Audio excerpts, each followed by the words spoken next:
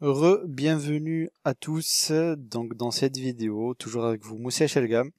Alors dans cette deuxième partie, donc nous avons vu la configuration de base de notre cluster et là nous allons nous occuper dans cette vidéo uniquement de vSAN. Donc on va voir comment le mettre en place, comment le configurer, comment configurer les disques et surtout en fait vous expliquer un principe qui est très important sur vSAN, c'est la gestion du RAID. Comment le RAID se passe chez donc VMware avec vSAN. Alors, donc nous, on veut configurer, donc on se met sur notre cluster, on va donc configurer, donc on se met dans vSAN général, et là il nous dit vSAN est désactivé. Ok, on fait configurer. Et là, on va avoir un utilitaire en fait qui va, on va dire, nous aider à configurer.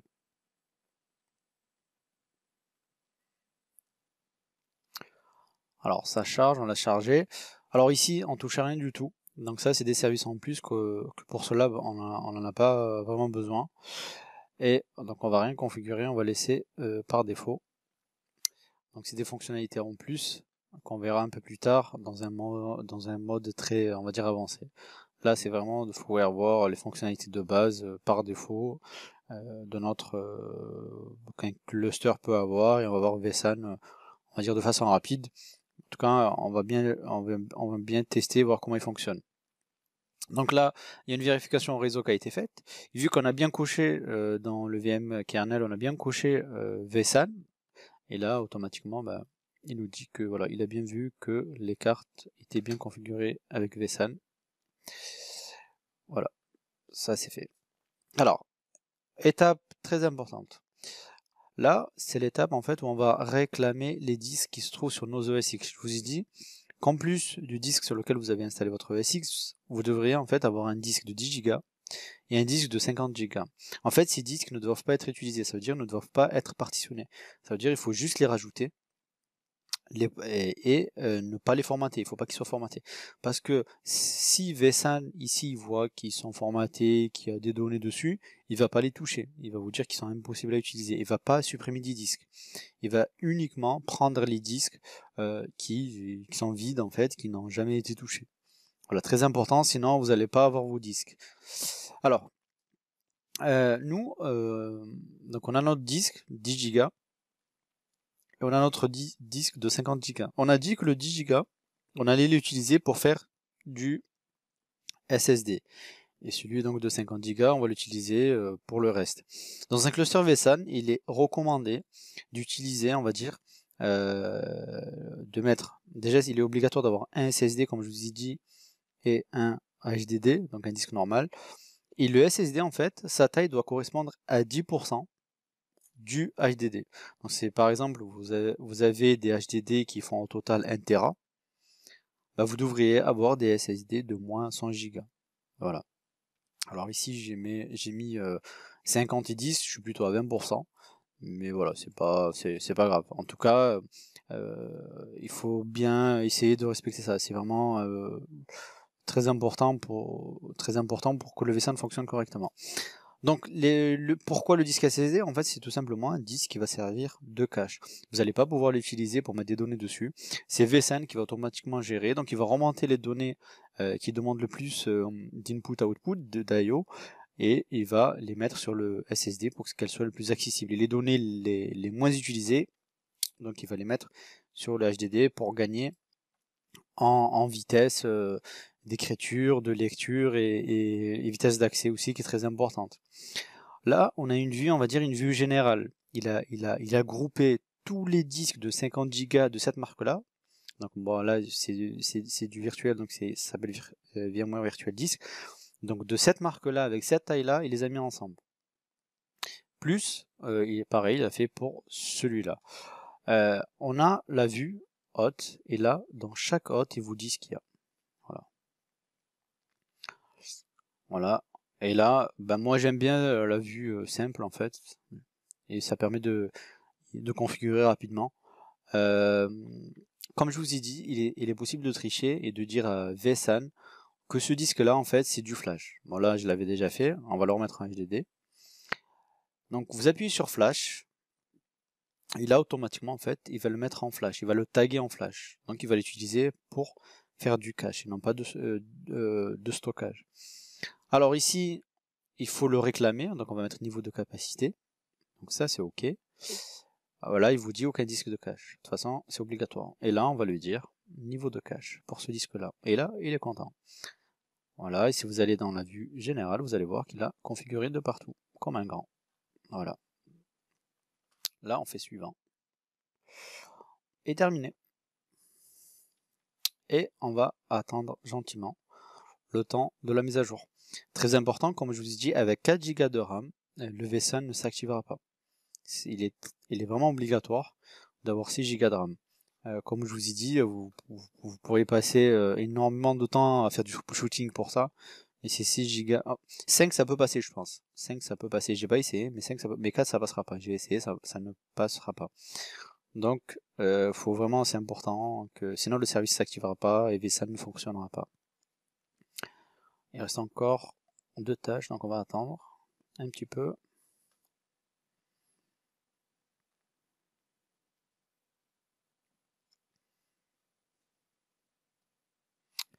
Voilà, donc notre vSAN a été configuré et nos disques donc ont été réclamés, ont été configurés. On va dans gestion disque.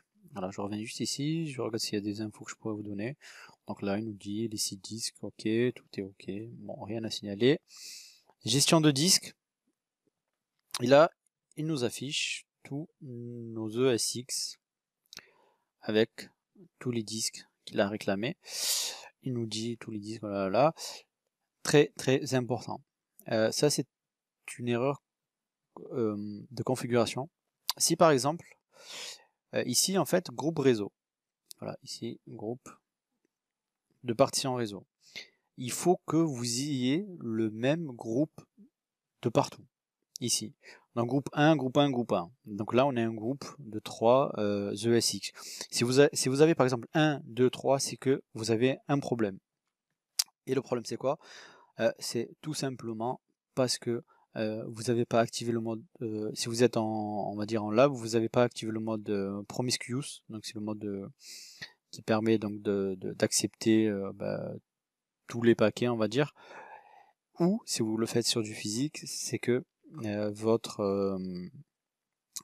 switch ne permet pas donc de faire du broadcast dessus quoi. Voilà, ça c'est vraiment très important. Si à cette étape-là vous n'avez pas ça, ça sert à rien d'aller plus loin, ça ne fonctionnera pas. Ça c'est fait. Domaine de panne et cluster, donc on va voir ce qu'il y a. Là on nous dit peut tolérer au maximum un échec. Voilà ce que nous on veut, ça veut dire que si on perd un ESX, on n'aura pas de problème. Santé et performance, dernière mise à jour de la Hardware Compatibility List. En fait, c'est une liste de compatibilité qui se trouve sur le site de VMware. Quand vous installez votre vSAN sur un équipement, il va vérifier est-ce qu'il est dans la Hardware Compatibility List, sinon vous allez avoir une erreur. Donc l'objectif, c'est d'acheter on va dire du matos vSAN ready auprès des constructeurs, Dell, HP, etc. Pour en fait qui sont moins présents dans la Hardware Compatibility List. Sinon vous allez avoir une erreur. Et on va voir qu'il y a des erreurs. Voilà, ça on verra un peu plus tard, on n'en a pas besoin pour le moment. Alors, on va dans notre cluster, on va plutôt dans résumé, on va voir un peu il y a quoi comme erreur. Alors, programme d'amélioration du produit. Ça, c'est normal, c'est que si vous avez ce problème-là, c'est que vous n'êtes pas allé sur vos ESX, si vous n'avez pas accepté l'amélioration, etc. Problème de configuration de la santé du moteur. Bon, ça, c'est pas, on verra un peu plus tard. Ça, pour le moment, on n'en a pas besoin. Par contre, voilà, ça, on l'a dit, c'est pas important. C'est la base de données qui n'est pas à jour, etc. Mais dans l'ensemble, on va vérifier si notre vSAN, voilà, il y a un datastore qui s'est créé, qui s'appelle vSAN Datastore. Donc, vous pourriez faire un test, vous pouvez faire un upload d'un fichier ici. Normalement, il sera présent. Alors, on attend que ça charge. Le premier chargement, c'est un peu normal. Voilà, cette liste est vide. On s'en fout. On revient sur notre cluster. Qu'est-ce que je pourrais vous montrer d'autre sur V? On peut, ici, donc il y a un onglet vSAN qui est apparu. Là, il nous donne la santé. On voit que le cluster, le réseau, tout va bien. Par contre, la compatibilité matérielle, c'est pas trop ça. Bah, c'est normal, parce que vu que c'est de la virtualisation, c'est du lab, tout ça est normal. Alors, capacité, je vais vous expliquer aussi un principe qui est très important, que vous devrez comprendre. Alors, la capacité, ça charge, ça arrive, ça arrive.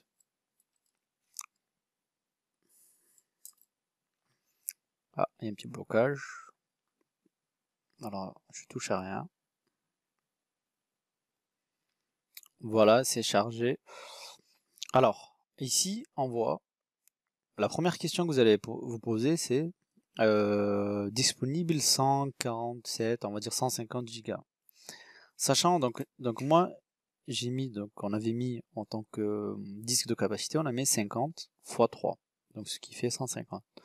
Et là, la première question que vous allez vous poser, oui, mais il y a un problème.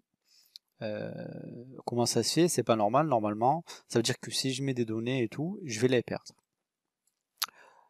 C'est là en fait que vSAN est vraiment très puissant.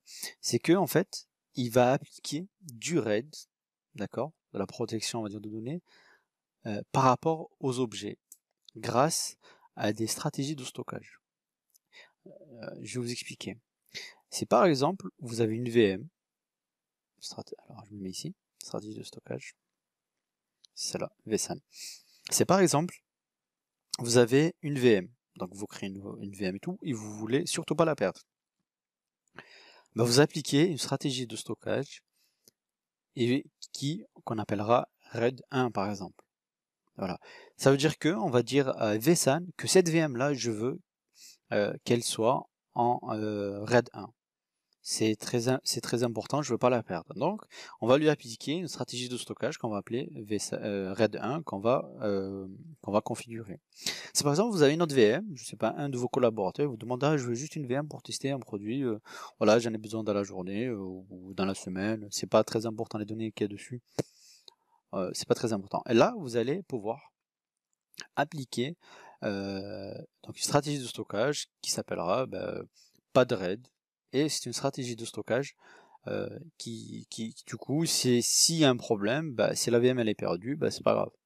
Et du coup, ça vous évitera en fait dès le début de couper en fait votre stockage en 2 ou en 3, etc.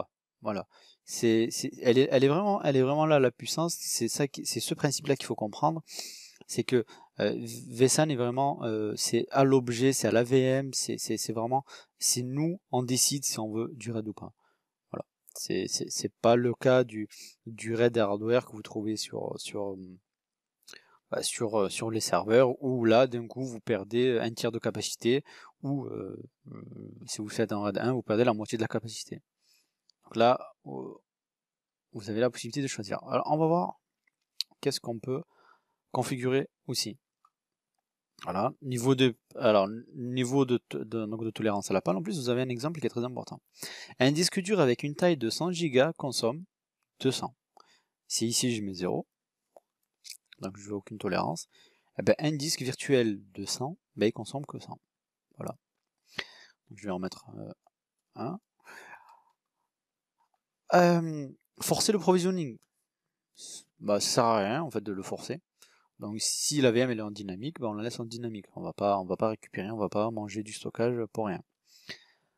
Est-ce qu'on réserve de l'espace, etc. Non, pas besoin, 0%, il n'y a rien réservé.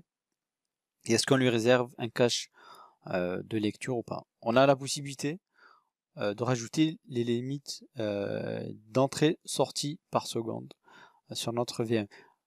Notre VM, on ne veut pas qu'elle dépasse 200 par exemple IO par seconde. Là, on peut lui appliquer, on peut lui mettre des limites, donc elle n'aura pas plus. Du coup, vSAN gère très bien tout ça, et c'est vraiment là, elle est vraiment là la puissance, comparée peut-être à d'autres systèmes de virtualisation de SAN, de stockage, etc.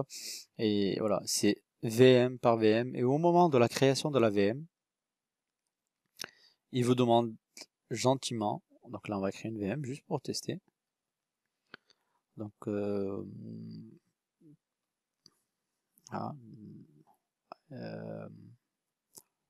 Ah, on va attendre un petit peu. Ah, c'est là. Nouvelle machine virtuelle. Créer une machine virtuelle. Test. Ça on s'en fout, c'est bon. Ouais, on va le mettre sur celui-là par exemple. Voilà, c'est ici que ça se passe, stratégie de stockage. Et là, vSAN. Si on aurait fait une quoi, RAID 0 par exemple, ou RAID, enfin pas de RAID, on l'aurait eu ici. RAID 1, RAID 5, enfin voilà, on a vraiment le choix de... C'est ici que ça se décide. Voilà, normalement, c'est bon. Donc, bah, on a fait le tour. Je regarde si je peux vous montrer des choses. On peut, voilà, ici, vous avez un menu dans Surveiller. Vous pouvez regarder un peu tout ce qu'il contient. Voilà, objets, les disques. On peut lancer des tests pour savoir. Si par exemple, vous voulez connaître un peu les débits qu'il offre votre système, donc là, il va faire des tests de création de VM. Ici, il va vous mettre combien de temps il a mis, les pointes de débit, etc. Donc là, multi-diffusion, donc ce que je vous dis, c'est le broadcast. Test de performance de stockage, voilà, etc.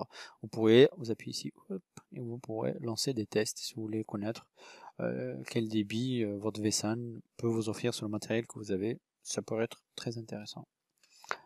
Voilà, cette vidéo est terminée du coup. Donc je vous donne rendez-vous pour la partie 3. La partie 3 donc qui va être très intéressante. On va voir ensemble du coup la suite. La suite c'est la mise en place d'un cluster donc haute disponibilité. On va avoir du DRS et de l'EVC. Voilà, je vous dis à tout à l'heure.